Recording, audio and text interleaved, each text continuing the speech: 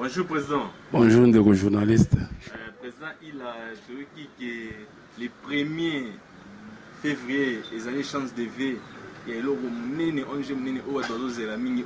a tout, il y a commune, il y a limité, au bazo la plus commune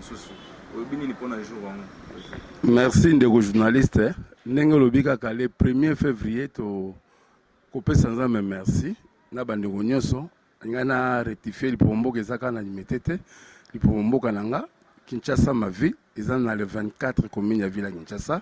Alors mais misisa na makasi ezana commune ya limete yango wana to bengisi bandeko nyonso ba chef de cellule nyonso le 24 commune ba bongama pour ceux qui ont raté échange de veille le 1er février 2020 en tout cas balokayo.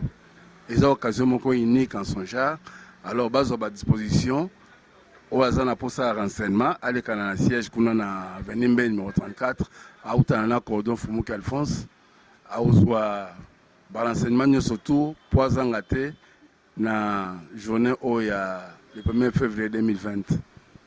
Président, bon, on a rodéré, Batumingi à Londres, et au Balesaki, le nom qui est Batuabeni, rodéré,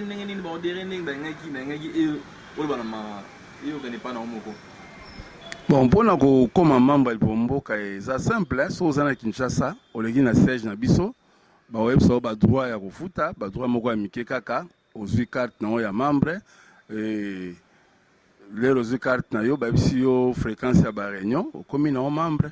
Tout ça, il sanaka, tout l'inga salubrité, mboka na biso Kinshasa, ils la salité, bosotote, opération. Il y a beaucoup de Kinshasa, ça fait 20 ans. Malgré que les moyens sont moins difficiles, mais les moyens sont des bords. Kinshasa, c'est la péto.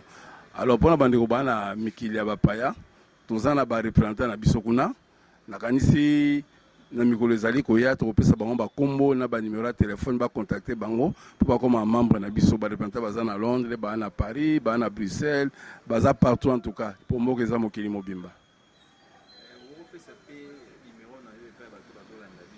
Numéro nangai ezali na réseau RTL ezali 0998 222 337 na bandeli na bi 0998 222 337. Président, le premier mot aux appels m'a dit n'andenge au mesana au sala. C'est pour na wana na lingeza la surprise. Boya kaka. En tout cas, so était au regretté pour nous ya quitté. Na suki wana.